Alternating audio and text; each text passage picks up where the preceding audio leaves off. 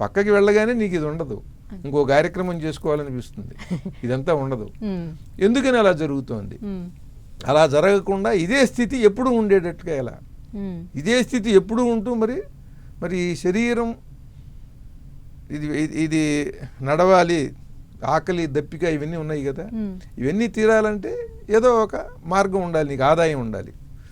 దాంతో ఈ శరీర పోషణ అంటే ఈ జీవితాన్ని పోషించుకుంటావు. ఈ స్థితిలో ఎప్పుడూ ఆనందంగా ఉంటూ ప్రశాంతంగా ఉంటూ నువ్వు చేయగలిగిన పని చేయటం ఎలా? అందుకు శివభక్తి అవసరం. శివుణ్ణి ఎప్పుడు నిరంతరం స్మరిస్తూ చేయటం, అది ఒక జ్ఞానం. అది ఇదంతా కూడా ఇలా ఉంటే ఇలా జరుగుతుంది, ఇలా ఉండకపోతే మనం దెబ్బతిని మళ్ళీ భంగపడతాము.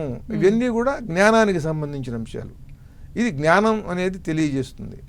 భక్తి అనేటువంటిది ఆ భగవంతుడిని వదలకుండా పట్టుకుని ఉంచుతుంది. జ్ఞానం పట్టుకుని ఉంచదు, అనేక విధాలుగా చెదురుబాటుతో ఇటు అటు పరిగెత్తిస్తుంది జ్ఞానం. భక్తి పరిగెత్తించదు, మనం ఉపాసించే దైవాన్ని పట్టుకుని ఉండేలా చేస్తుంది.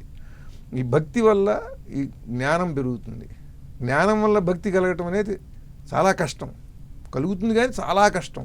కానీ భక్తి వల్ల మాత్రం జ్ఞానం కలుగుతుంది. ఏమిటి? ఈ భగవంతుణ్ణి నమ్ముకుంటే నాకు ఏ లోటు ఉండదు అనేది జ్ఞానం. కనుక ఆ దృఢమైనటువంటి విశ్వాసంతో, ఆ కొద్దిపాటి జ్ఞానంతో అలా భగవంతుణ్ణి స్మరిస్తూ సాగటం వల్ల వాడికి ఈ సృష్టిలో జరిగే సమస్త విషయాలు కూడా తెలిసిపోతాయి.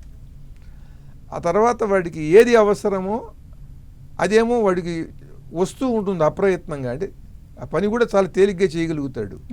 అనవసరమైన విషయాల మీద వైరాగ్యం ఉంటుంది. వైరాగ్యం అంటే అన్నీ వదులుకోవటం కాదు, వాడికి సంబంధించిన విషయాలన్నిటినీ వాడు దాన్ని పట్టించుకోడు, దాన్ని వదిలేస్తాడు. దాని మీద అసలు ఆ దృష్టి అటుపోదు. ఆ దృష్టి అటుపోనటువంటి స్థితిని జ్ఞానమే కలిగిస్తుంది, దృఢమైన భక్తే కలిగిస్తుంది. కనుక ఈ భక్తి జ్ఞాన వైరాగ్యాలతో అనంత ఆనందస్వరూపుడు పరమశాంతస్వరూపుడు అయిన పరమేశ్వరుణ్ణి మనం హృదయంలో నిలుపుకోవటం వల్ల అవే లక్షణాలు, అవే స్థితి మనం కూడా పొందుతాం.